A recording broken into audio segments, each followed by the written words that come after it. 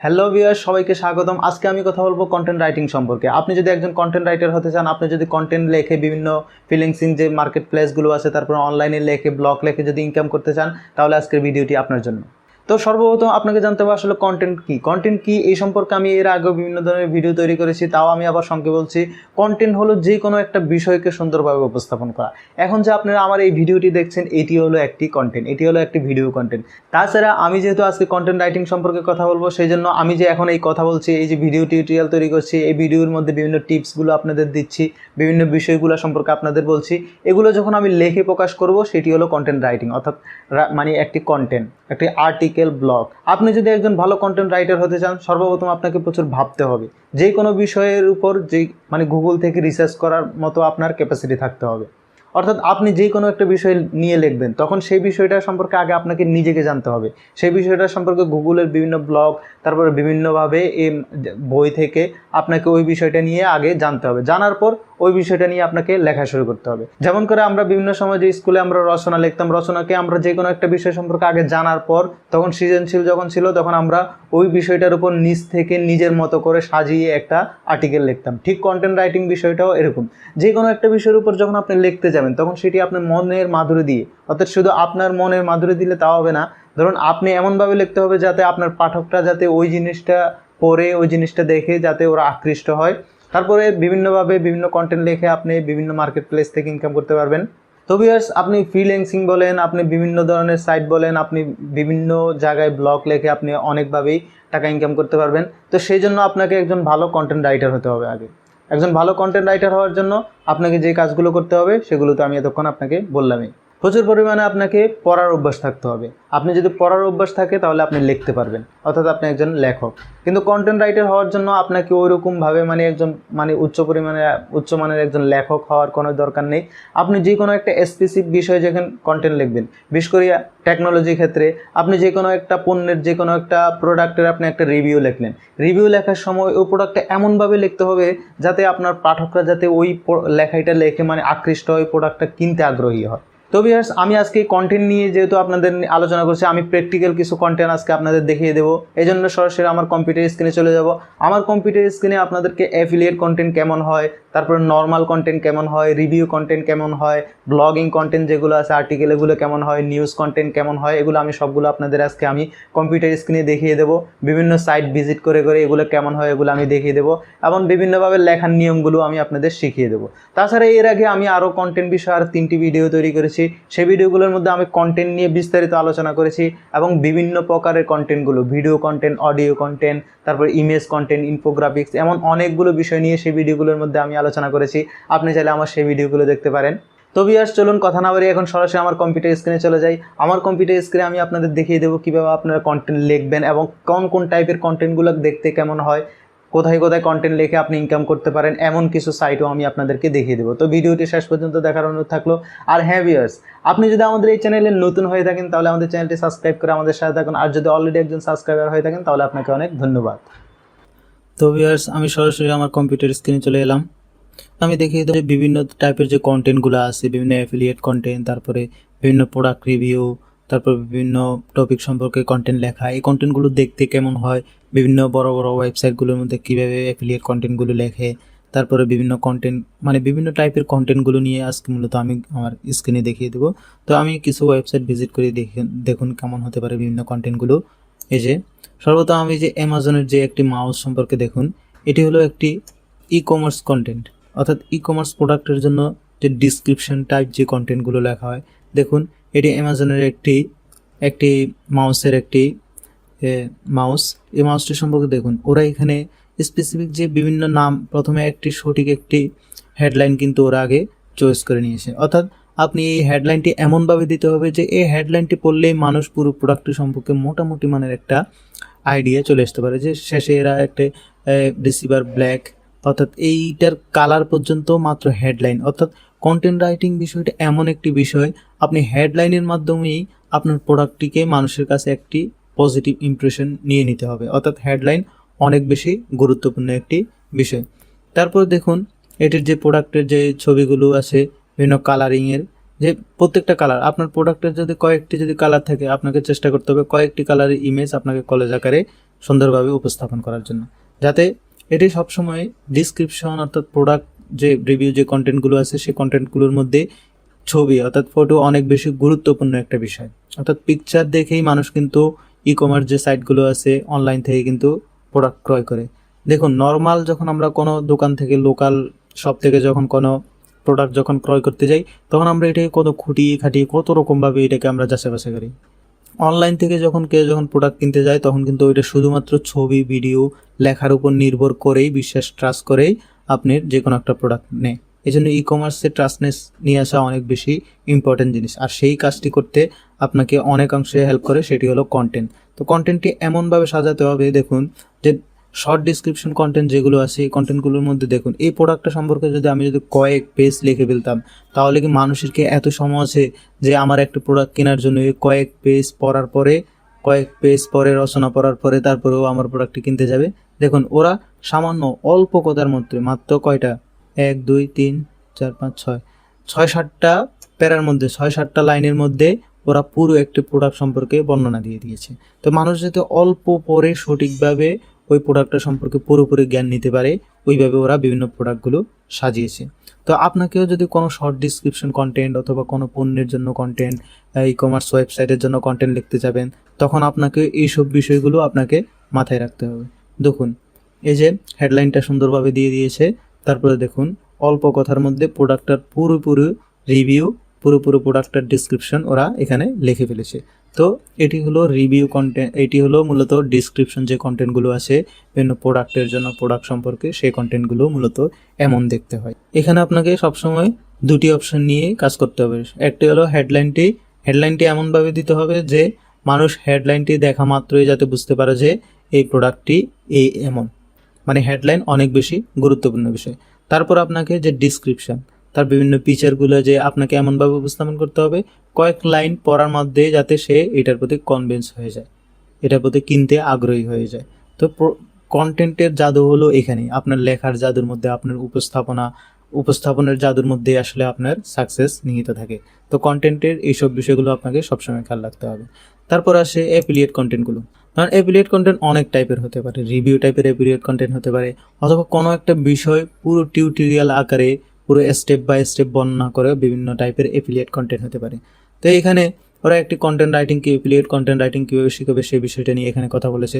দেখুন, ওরা বিভিন্ন প্যারা বাই প্যারা, প্রত্যেকটা প্যারা আলাদা আলাদা করে বর্ণনা করেছে। তারপর মাঝে মাঝে এই যে কিছু লিঙ্ক ওরা দিয়েছে। ধরুন আপনি যে কোনো একটা প্রোডাক্ট, যে কোনো একটা কাজ সম্পর্কে, যে কোনো একটা সার্ভিস সম্পর্কে কোনো একটা অ্যাফিলিয়েট কন্টেন্ট লিখলেন, তো আপনাকে ওই সার্ভিসটি সম্পর্কে মানুষকে সঠিকভাবে সুন্দর ভাষায় প্যারা স্টেপ বাই স্টেপ বোঝাতে হবে। বোঝানোর ফাঁকে ফাঁকে কোনো সময়, অনেক সময় আমরা দেখি যে অনেক লেখার মধ্যে লেখা থাকে, হ্যাঁ এই প্রোডাক্টটি বাজারে অনেক ভালো, আপনি যদি এই প্রোডাক্টটি যদি ক্রয় করতে চান অথবা যদি এই প্রোডাক্টটি সম্পর্কে আরও যদি বিস্তারিত জানতে চান, তাহলে এই লিঙ্কে ক্লিক করতে পারেন।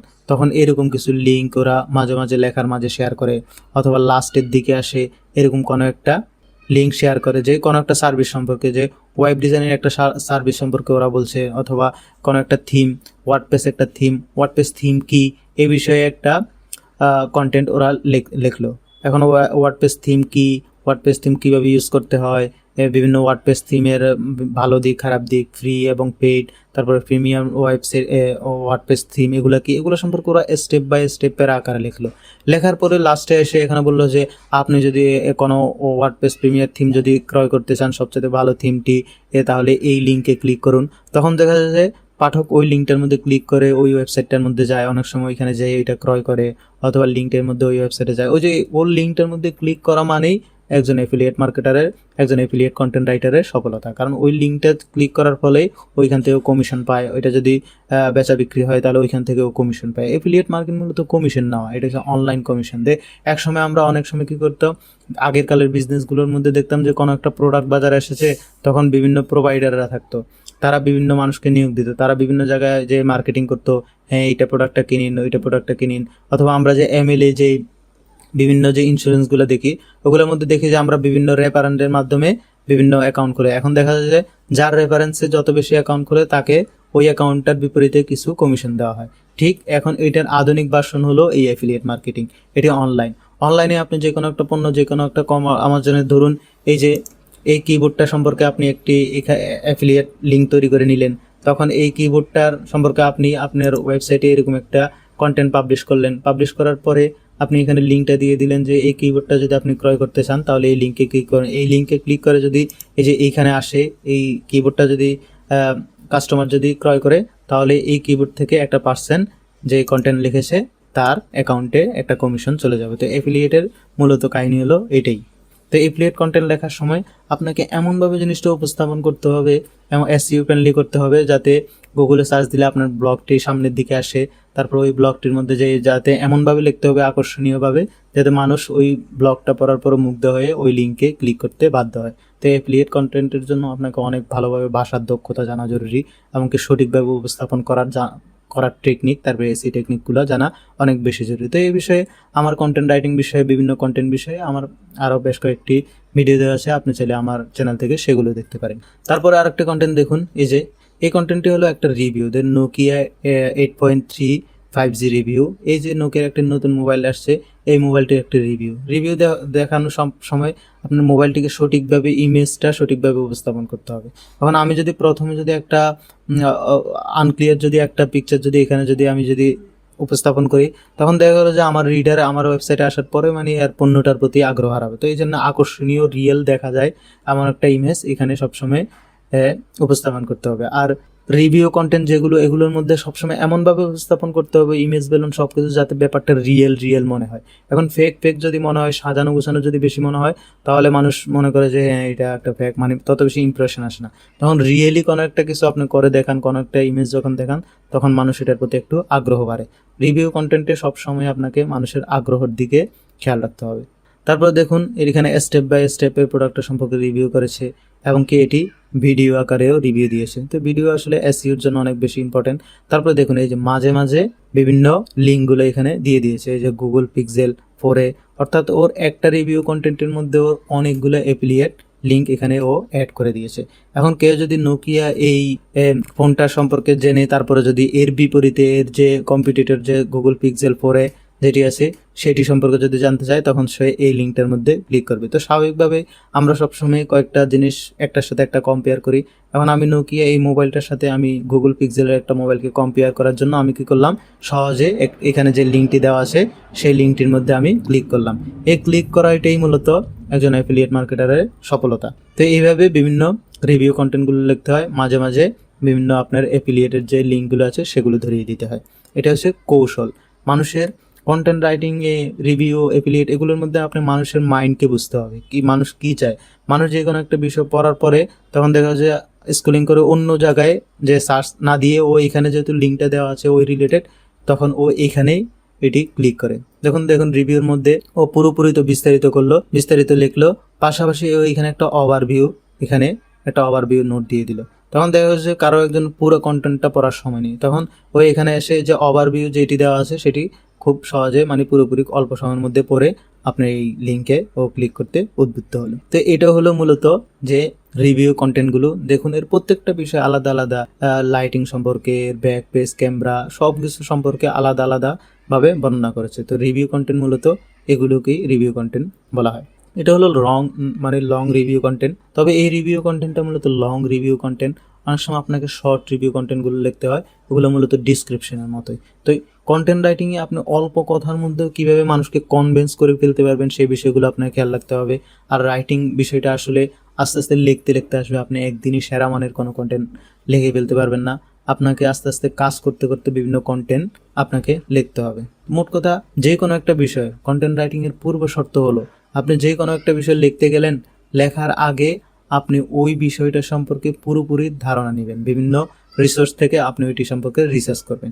তো দেখুন এখানে এই কন্টেন্টটা তো প্রথমে একটা হেডলাইন দিল নর্মাল, তারপরে তো তারা কন্টেন্টটা লেখা শুরু করলো। তার পাশে এখানে জাম্প টু একটা অপশন দিয়ে এখানে কোন বিষয়গুলো সম্পর্কে, একটা মোবাইলের কোন বিষয়গুলা সম্পর্কে মানুষের বেশি জানার আগ্রহ, ওই বিষয়গুলা প্যারা আকারে আলাদাভাবে ওইখানে আগে উপস্থাপন করেছে, শর্ট লিস্ট তৈরি করেছে। দেখুন রিলিজ ডেট, সর্বপ্রথম মানুষ যে কোনো একটা নতুন প্রোডাক্ট দেখলে সর্বপ্রথম মানুষের মনে এটা কবে রিলিজ হবে সেটি জানার একটা আগ্রহ জাগে। তারপর এটার ডিসপ্লে কেমন হবে, তারপর এটার ক্যামেরা কেমন হবে, স্পেস পারফরমেন্স কেমন, তারপর ব্যাটারি লাইফ কেমন, শুড আই বাই ইট, মানে আমি এটাই কীভাবে ক্রয় করতে পারি, এগুলো সব কিছু আগে ওইখানে শর্ট লিস্ট আকারে ও উপস্থাপন করেছে। তো এই জন্য রিভিউ কন্টেন্টের মধ্যে এইভাবে আপনি একটি কন্টেন্টকে আপনাকে সাজিয়ে নিতে হবে। সব কিছু আপনাকে ভেবে চিনতে সঠিকভাবে, মানুষ কোনো একটা প্রোডাক্ট সম্পর্কে যখন আপনি লিখবেন, সর্বপ্রথম আপনাকে ভাবতে হবে মানুষ ওই প্রোডাক্টটা সম্পর্কে আসলে কী ভাবতে পারে, ওই বিষয়গুলো নিয়ে আপনাকে এখানে গুরুত্ব দিতে হবে, ওই বিষয়গুলো আপনাকে একটা ফোকাসের মধ্যে রাখতে হবে। তো এইভাবে আপনি বিভিন্ন রিভিউ কন্টেন্টগুলো লিখতে পারেন। তো এইভাবে আপনি বিভিন্ন কন্টেন্ট লেখার মাধ্যমে, এফিলিয়েট বিভিন্ন কন্টেন্ট লেখার মাধ্যমে আপনি খুব ভালো একটি ইনকাম আপনি অনলাইন থেকে করে নিতে পারেন, এমনকি ভালো একটি অনলাইন কেরিয়ার আপনি কন্টেন্ট রাইটিংয়ের মাধ্যমে শুধুমাত্র করতে পারেন। এছাড়াও শুধু কন্টেন্ট রাইটিং আছে, বিভিন্ন ধরনের ক্রিয়েটিভ কন্টেন্ট ক্রিয়েট করা, ভিডিও কন্টেন্ট, অডিও কন্টেন্ট, এগুলো সম্পর্কে আমার বেশ কয়েকটি ভিডিও আমার এই চ্যানেলে দেওয়া আছে। আপনি চাইলে সেখান থেকে কন্টেন্ট সম্পর্কে আরও বিস্তারিত জেনে নিতে পারেন। তো ভিউয়ার্স, আমি আশা করি বিভিন্ন টাইপের কন্টেন্টগুলো সম্পর্কে আমি আপনাদের পরিচয় করিয়ে দিতে পেরেছি, যেগুলো বর্তমান মার্কেট প্লেসে অনেক বেশি চলছে।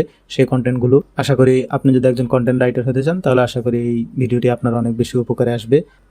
তো ভিউয়ার্স, ভিডিওটি একটু লম্বা হয়ে গেছে, তাও আমি হিউজ পরিমাণে কন্টেন্টের যত প্রকারের কন্টেন্ট আছে, তারপরে বিভিন্ন অ্যাফিলিয়েট কন্টেন্টগুলো, তারপরে এফিলিয়েটের সম্পর্কে আমি আপনাদেরকে একটু ধারণা দিতে পেরেছি। আমি সম্পূর্ণরূপে আমার কম্পিউটার স্ক্রিনে আশা করি আপনাদের সব কিছু বুঝিয়ে দিতে পেরেছি। তাও যদি কন্টেন্ট রাইটিং সম্পর্কে, কন্টেন্ট সম্পর্কে আপনাদের যদি কোনো কিছু জানার ইচ্ছা থাকে, কোনো কিছু যদি না বুঝতে থাকেন, তাও যদি হিউজ পরিমাণে আরও কোনো কিছু যদি জানার ইচ্ছা থাকে, যদি কোনো স্পেসিফিক যদি প্রশ্ন থাকে, তাহলে আমাদের কমেন্ট বক্সে কমেন্ট করতে পারেন, অথবা আমাদের ডিসক্রিপশনে দেওয়া ফেসবুক পেজেও নক করতে পারেন। তো ভিউয়ার্স, আজকের এই ভিডিওটি এই পর্যন্তই। আমার এই চ্যানেলে technology related, content related, graphics related, video editing related, YouTube related অনেকগুলো ভিডিও দেওয়া আছে। আপনি চাইলে আমার সেই ভিডিওগুলো দেখতে পারেন। এমন আরও বিভিন্ন ধরনের টিপস, বিভিন্ন ধরনের টিউটোরিয়াল পেতে আমাদের চ্যানেলটি সাবস্ক্রাইব করে আমাদের সাথে থাকুন। সবাই ভালো থাকবেন, সুস্থ থাকবেন।